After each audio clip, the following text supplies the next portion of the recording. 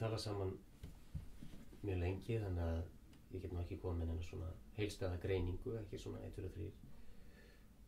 En segðu mér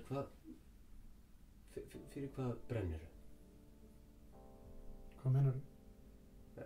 Ég meina, þú flosnaði úr skóla og þú átt enga vini og engin áhugamál. Hvað er það sem þú brennur fyrir?